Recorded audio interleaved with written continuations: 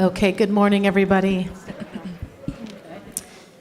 Let's stand and sing. There's a river flowing in my soul.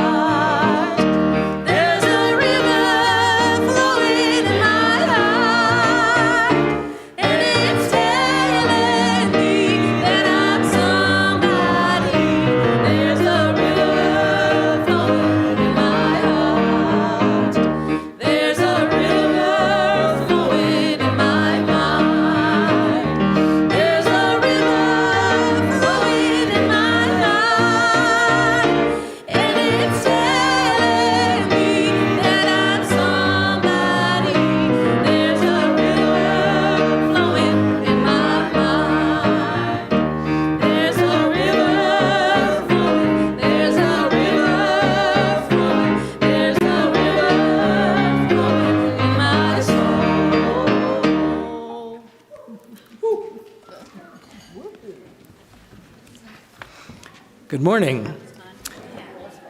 I'm Richard Steele, today's lay leader, and I welcome all to the Unitarian Universalist Church of Spokane.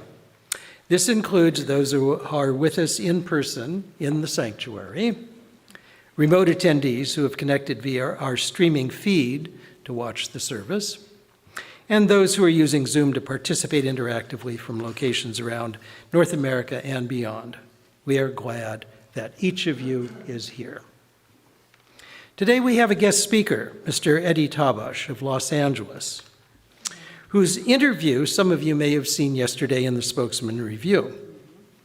Mr. Tabash is a constitutional lawyer, now in his 29th year of service on the Board of Trustees of Americans United for Separation of Church and State.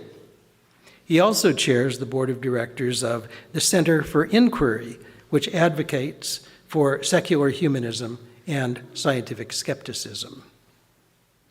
He's a recognized expert in demonstrating how the Constitution and the Bill of Rights, particularly the latter's First Amendment, were intentionally designed by the framers to require equal rights for believers, agnostics, and atheists alike.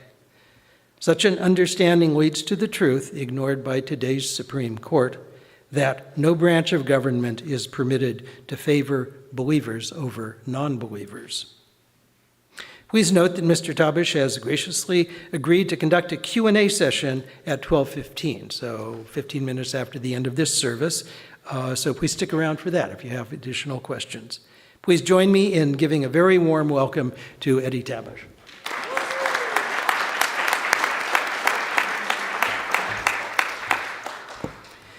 Whether you are in the sanctuary today or watching from afar, it is here that we join to create a nourishing religious home with a mission to champion justice, diversity, and environmental stewardship in the wider world, or as we say more concisely, to create community, find meaning, and work for justice.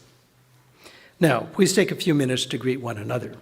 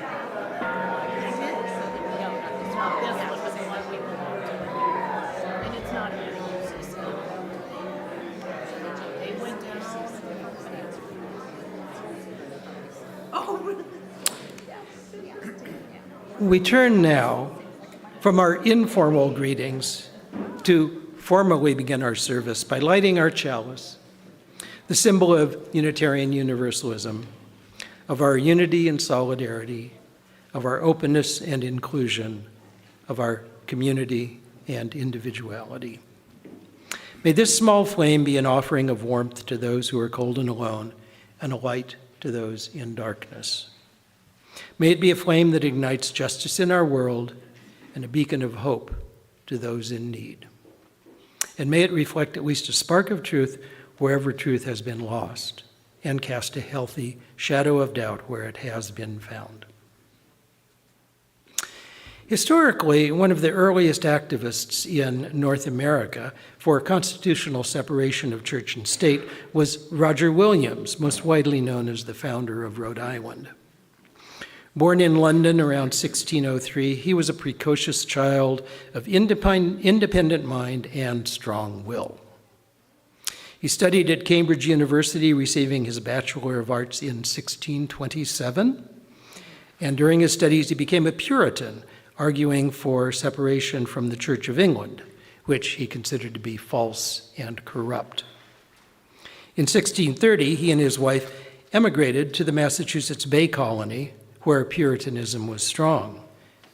But after arrival, he declined an invitation from the Church of Boston to serve as interim minister, decrying its resort to civil magistrates to punish religious infractions like Sabbath breaking and blasphemy. In 1635, the colony banished Williams from their territories, so he negotiated the purchase from Native Americans of the lands around Narragansett Bay to the south and established a refuge there for religious and intellectual dissidents. And he made an excursion to England to obtain recognition for his new colony of Rhode Island and Providence plantations. In 1637, its earliest governing document, the Providence Civil Compact, explicitly restricted governmental authority to civil matters exclusively. It was the New World's earliest constitutional barrier between church and state, in William's singular, upstart, and smallest of colonies.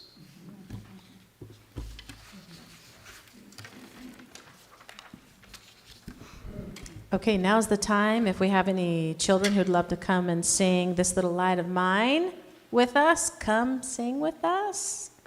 This is the pop-up choir that we're doing every last Sunday of the month for the kids and also the choir. So we're going to sing with them, but we're waiting for the kids to come and sing. Yes, and the kids at heart, join us. Here comes Yep. some kiddos from And the yep. back. Another kid at heart. Good. Come on up. Yay! This is for you. Good. This is for you. Yes. join us. Yes. Yeah. Right over here with me. Come on, be brave. Yep. Yeah. Good. Right over here. I know. Well, they're not here today, my babies. Okay. All right, that's good. That works for right now. Hey, they're here. We're glad. Yes, here we go. Okay.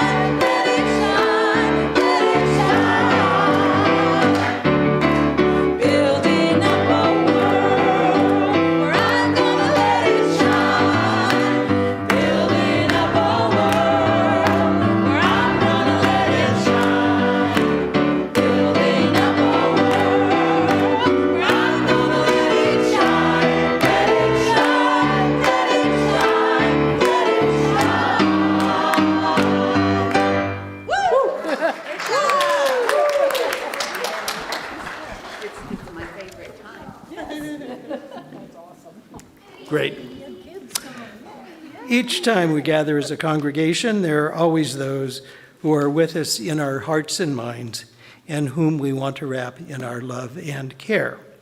We light a candle for them this morning. We light a candle for the people of Minneapolis who have suffered mayhem and death at the hands of ICE agents. We remember also the people of Venezuela, apparently now ruled by U.S. Viceroy and Archivist Marco Rubio. We light a candle for the people of Ukraine who continue to fight and defend their homeland against a Russian war of aggression. We mourn all the innocent victims of lawless, militarized violence around the globe in Palestine, Israel, Lebanon, Syria, Iran, Nicaragua, the Caribbean, Atlantic, Pacific, and elsewhere. And let us not forget all those in this country living in terror of ICE raids and its practices of detention, child separation, inhumane treatment, deportation, and/or death. Let us share a moment in silence, embracing others who are here in our hearts. You are welcome to say their names aloud.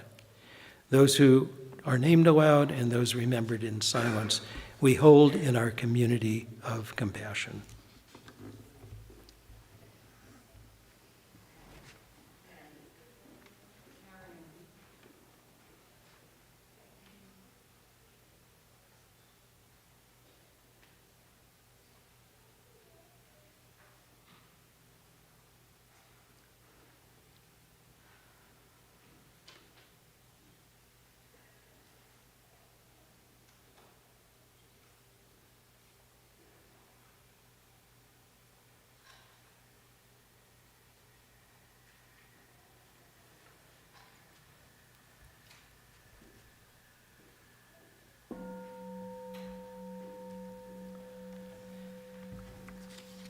We now gratefully give and receive this morning's offering, which sustains this community and its mission to the larger world.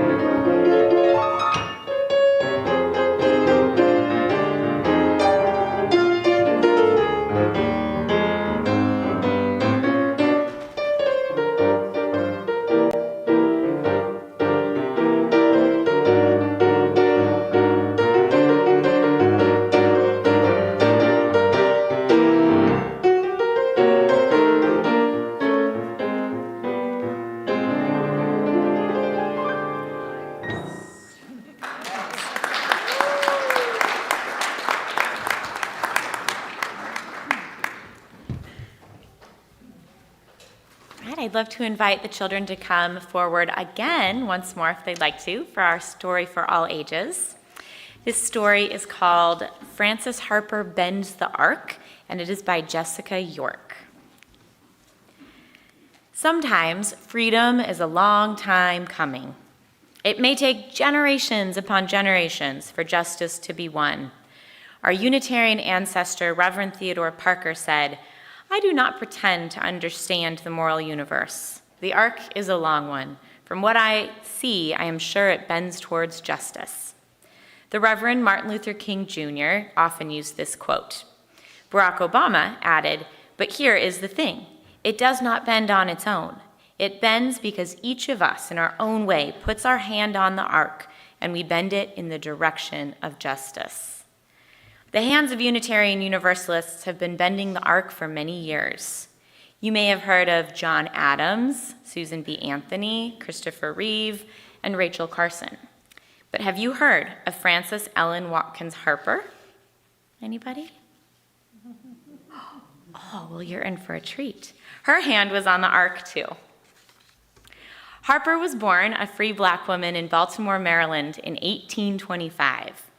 That's 200 years ago. She was raised in the household of her uncle, an educator and African Methodist Episcopal, or AME, minister. He was also an abolitionist, a person who objected to the enslavement of people. Harper followed in her uncle's footsteps to become an educator and an abolitionist. She also became a writer, publishing her first book of poetry when she was 20 years old, and publishing the first short story by an African American woman later in her life. Her writing often urged people in oppressed groups to take a firm stand for equality. She taught, ran part of the Underground Railroad, and lectured around the country to bend the arc towards justice. In 1863, abolitionists celebrated success with the passage of the Emancipation Proclamation. It did not right away create a world where African Americans were treated equally and fairly, but it did make slavery illegal.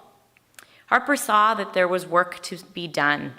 She put her hand towards women's civil rights, in particular the rights of black women to vote. During her justice work, Harper met many Unitarians who were also working to bend the arc. She felt at home with our liberal religious beliefs and knew that her work could strengthen the justice work of the Unitarians. She joined the First Unitarian Church of Philadelphia in 1870. She frequently read her poetry from the pulpit at this church, but she also kept her membership and taught Sunday school at an AME church too. Harper died in 1911, before the 19th Amendment gave women the right to vote in 1919. This was a cause that she had worked so hard to bring about. Yet Harper understood that her labors might bring about freedoms that she herself would never enjoy. She said, "Apparent failure may hold in its rough shell the germs of a success that will blossom in time and bear fruit throughout eternity." Some of the fruits of Harper's labor and the labor of other Unitarian Universalists are enjoyed by us today. And yet, we are not done yet, and we must still work to bend the arc towards justice. Now, please join me in singing the children out to Children's Chapel.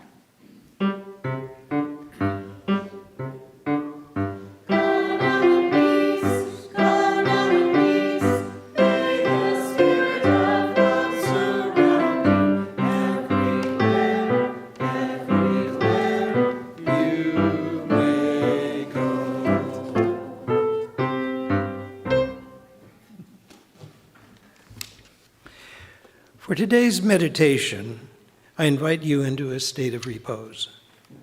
Make yourselves comfortable, close your eyes if you wish, and breathe slowly, deeply and mindfully.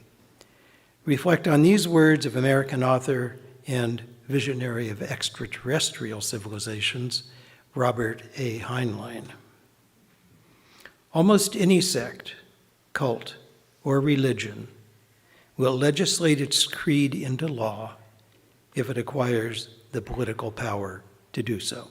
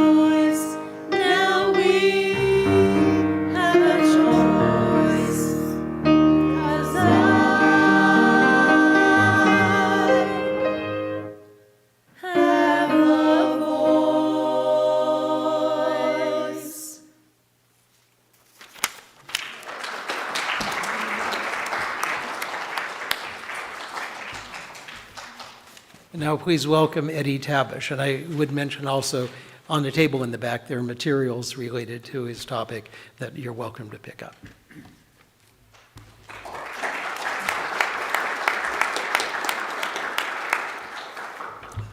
I want to thank everybody who made my presentations today possible. What I will be doing is I'm going to initially use prejudice against atheists as a segue into an argument that the Constitution was designed to protect everybody, believer and non-believer alike.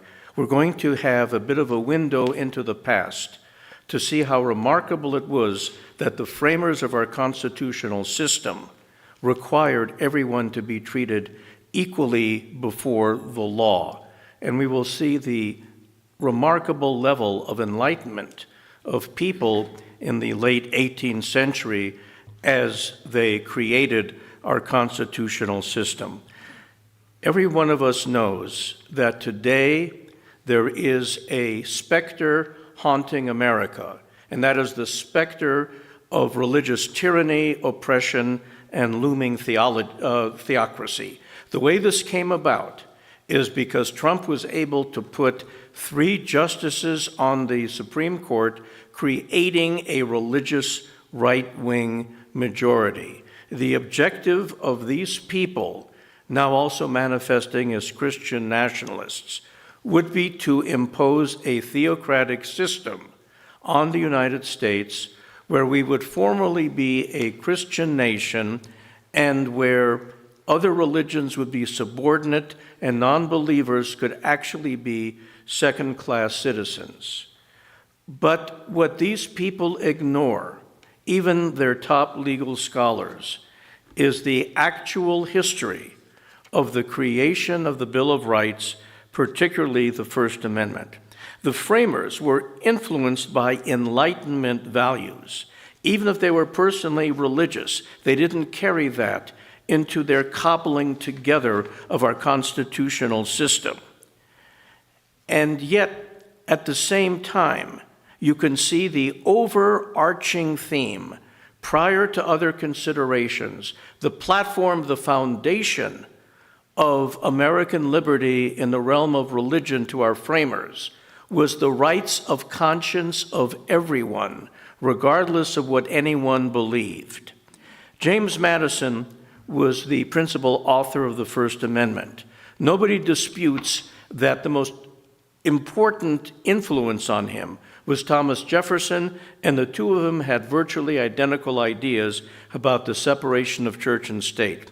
So their views on religion and government and the rights of conscience are extremely important to understanding our current system.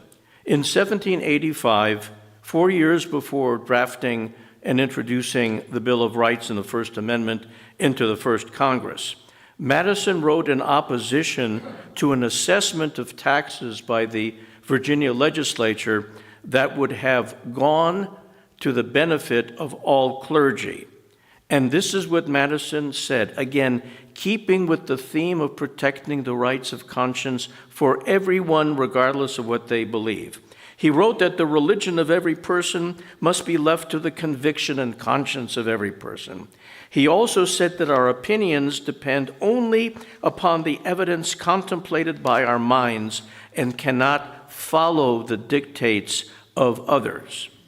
He also opposed any form of religious establishment, and that becomes crucial as we look at the final wording of the First Amendment. But for our purposes, James Madison used the word establishment to mean any identifiable religious body. I'll tie that together a bit later on. Jefferson and Madison collaborated on getting Jefferson's Virginia Statute for Religious Freedom through the Virginia legislature, which Madison accomplished in January of 1786 when Jefferson was in Paris. It said that everyone should be free to profess and to argue for any view on matters of religion. When it passed, Madison wrote to Jefferson that they can both be very happy that this law extinguishes the ambitious hope of restraining the human mind. Once again, freedom of conscience, unrestricted intellectual inquiry. 35 years later, in his autobiography, Jefferson triumphantly wrote that the Virginia statute was meant to secure protection for all points of view. And what Jefferson wrote was that the mantle of protection applies to the Jew, the Gentile, the Christian, Mohammedan, Hindu, and for our purposes, very important, the infidel of every denomination. Now, Madison wrote to Jefferson in October of 1787 that religion, even in its coolest state, has been much more oftener, the language back then, a motive to oppression than a restraint from it. In February of 1788, Madison wrote in the Federalist, number 52, defending the absence of any religious test for public office. He wrote that public office should be open to merit of every description without regard to any particular profession of religious faith. In October of 1788, Madison, the principal architect of the First Amendment, was to become the First Amendment, wrote to Jefferson and said he is very concerned that the ban on a religious test for office will survive because he was afraid that otherwise there would be a discrimination against infidels. Once again, the non-believer being protected not as having greater rights, but equal rights. Madison also was afraid that the general public would narrow the rights of conscience. And this is why the First Amendment and all the Bill of Rights do not depend on any popular majorities. They don't depend on any assent by the general public. They protect the rights of the minority, regardless of what the majority thinks or wants. In fact, the way Madison said it is that we cannot submit the rights of conscience to be substantially narrowed by public definition.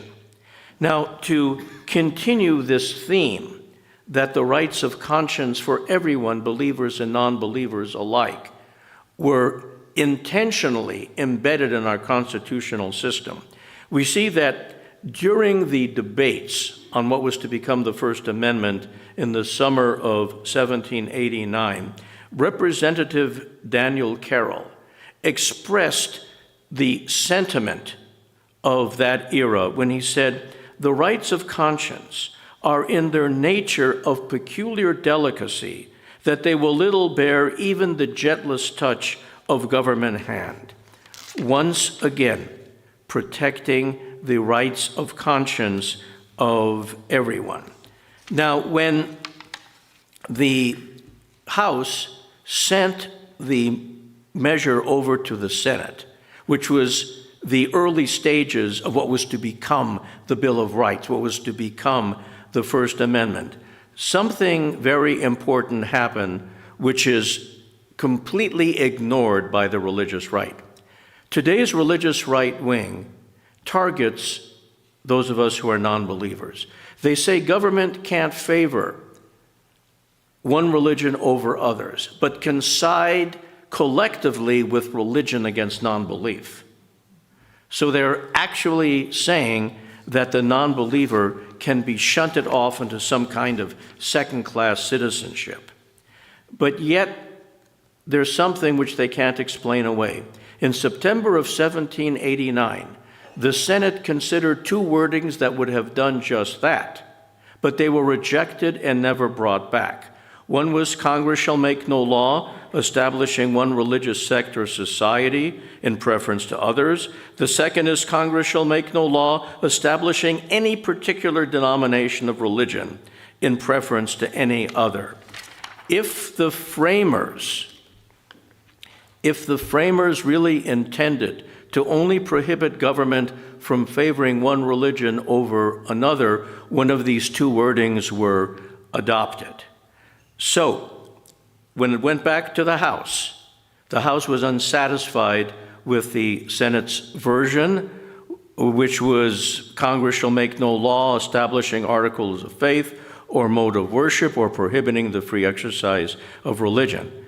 Madison chaired a joint House and Senate conference committee. The final wording is no law respecting an establishment of religion or prohibiting the free exercise thereof. And here is the tie together that I promised you a few minutes ago. Look back to Madison's definition of establishment, which means all religious institutions and belief systems. So you cannot show respect to an establishment of religion, which means religion cannot enjoy special privilege not enjoyed by anybody else.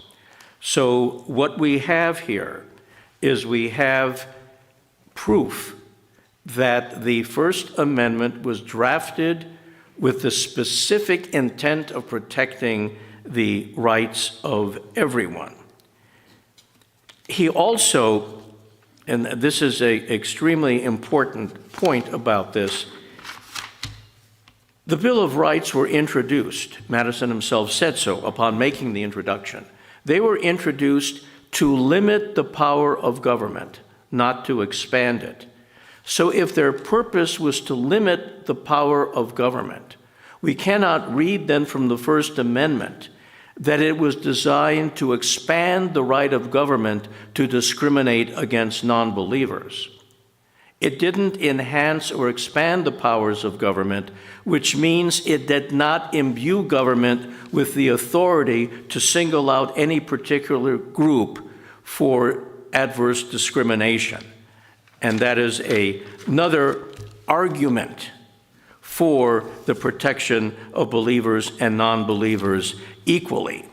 Also, for those who say that the First Amendment actually was intended to bring about a Christian nation, how do they square that with what Madison wrote in 1785? During the almost 15 centuries has the legal establishment of Christianity been on trial. What have been its fruits? More or less in all places, pride and indolence in the clergy, ignorance and servility in the laity, in both superstition, bigotry, and persecution. That's not somebody who created a system of a Christian nation. But we also have to look at what Jefferson and Madison said after the Bill of Rights was enacted to see what their thinking was, because that same thinking was present during the founding period. For instance, 2 years before the Bill of Rights were introduced, Jefferson, the main mentor of Madison on church-state separation, once again cemented the concept of protecting the rights of conscience of everyone in a very beautiful passage. He said that the powers of government extend to only such acts that injure other people. But then he said, it does me no injury for my neighbor to say there are 20 gods or no God. It neither picks my pocket nor breaks my leg. Once again, the indomitable, irrefutable theme of protecting the rights of conscience for everybody. Now, in his 1817 detached memorandum that Madison wrote after leaving the presidency, he considered even the appointment of chaplains for both houses of Congress to be unconstitutional. Jefferson, as president, refused to declare days of Thanksgiving. And then, while Madison was president, a Baptist church was mistakenly built on federally owned land.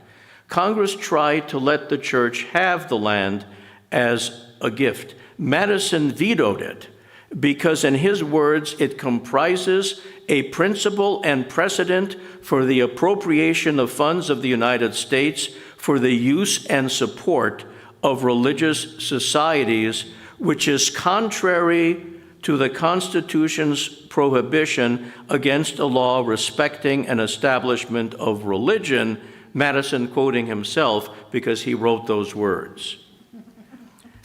So we see here that there is an enormous amount of actual evidence of what the framers intended, more than the religious right would ever accept. Back in 1774, Madison wrote, "The diabolical, hell-conceived principle of persecution rages among some, and to their eternal infamy, the clergy," he didn't discriminate and say some clergy, "the clergy can furnish their quota of imps for such business. This vexes me the most of anything ever." And in 1800, the year in which Jefferson was first elected president, he writes, "The clergy, by getting themselves established by law and engrafted into the machine of government, have been a formidable engine against civil and religious rights." So we have the actual truth. But what has happened? We have gone from a Supreme Court that protects the rights of everyone to a Supreme Court that is ever closer to imposing a theocracy on us. How did this happen? It happened because Trump put Gorsuch, Kavanaugh, and Barrett on the court, creating the current religious right-wing majority. And an example of the damage caused by this new religious right-wing majority can be seen right here in the state of Washington in the 2022 case of Kennedy versus Bremerton School District.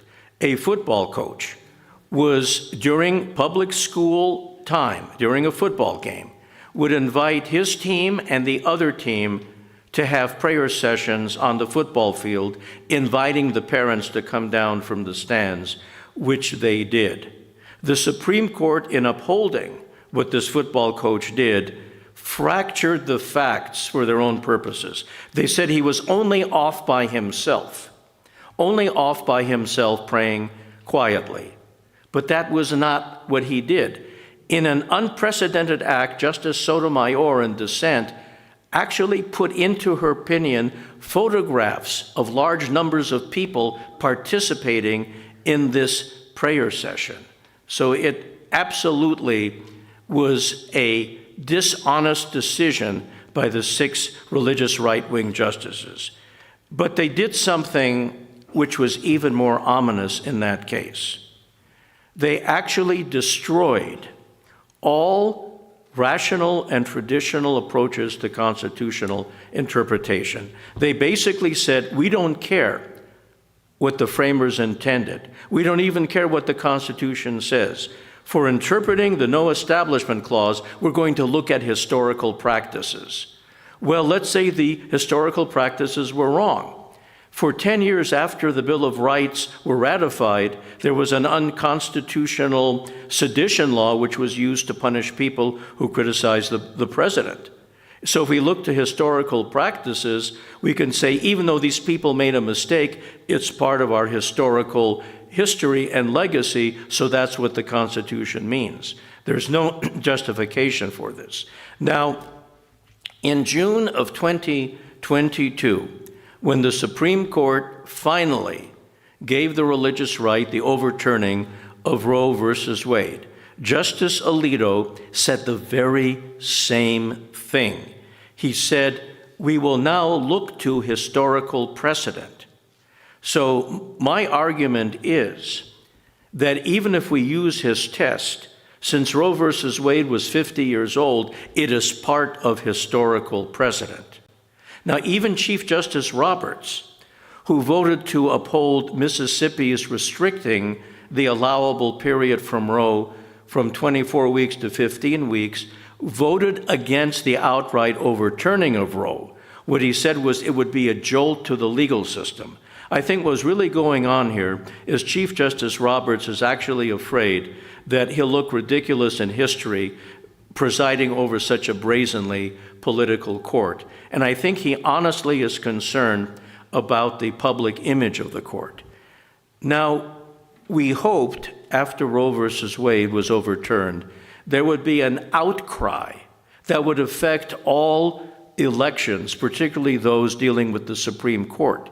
It never happened. This is something that never occurred.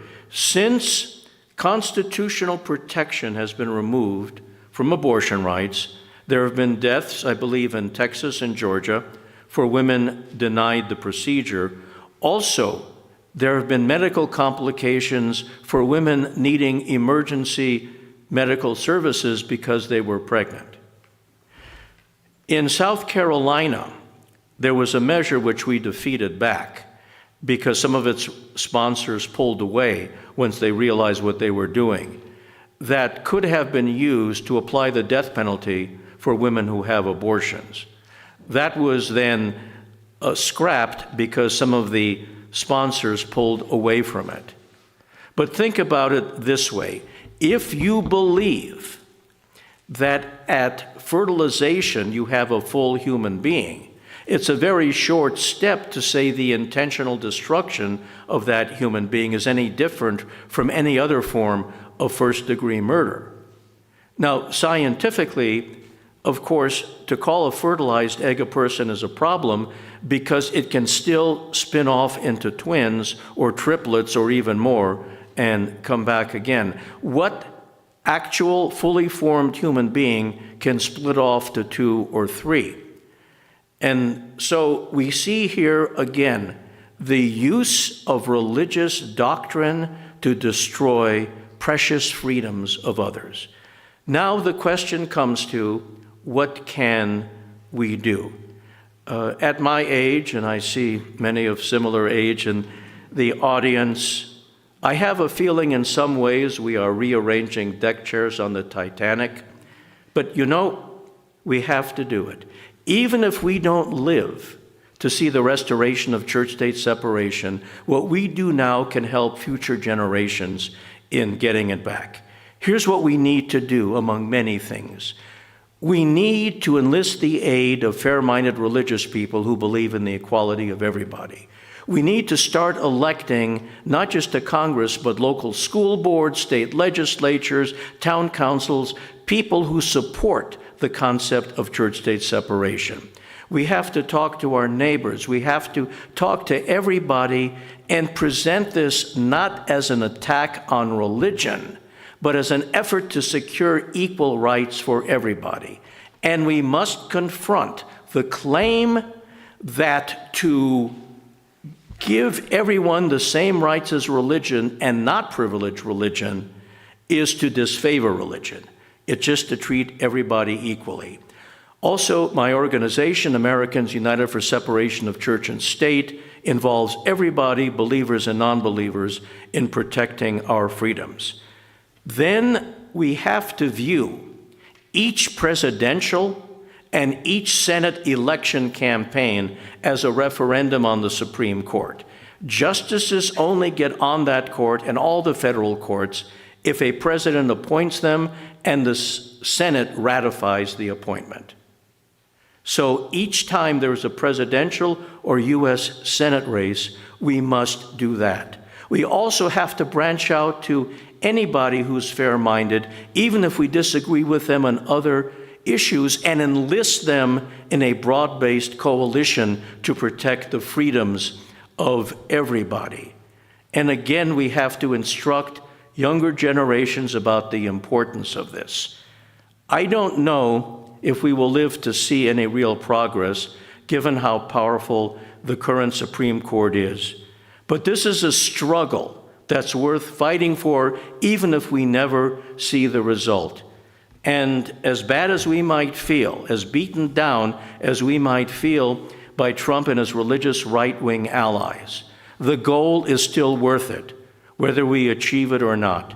It's worth devoting ourselves to once again having an America, and this time make it permanent for government and religion to be as far apart as possible. Thank you.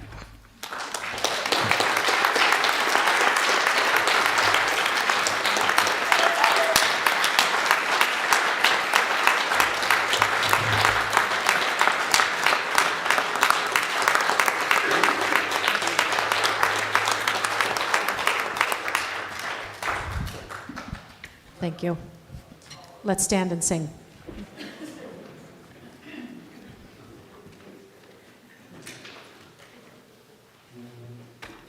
There is more love somewhere.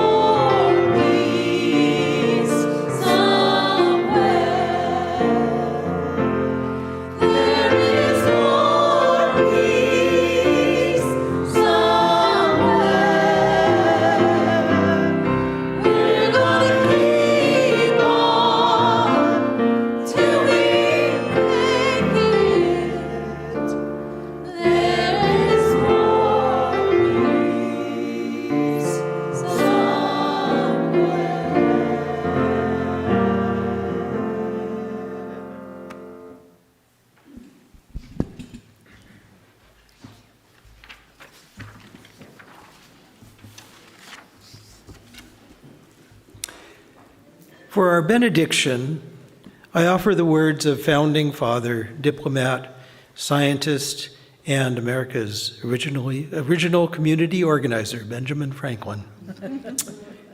When religion is good, I conceive it will support itself.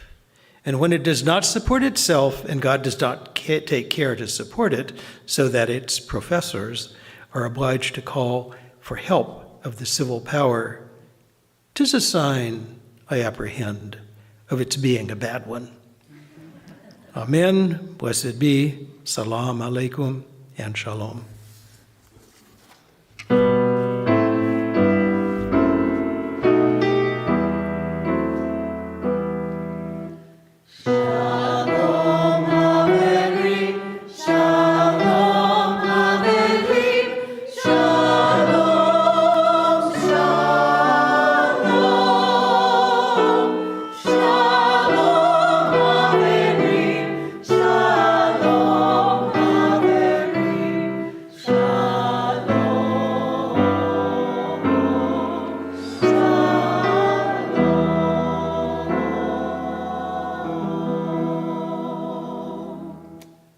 Amen and amen.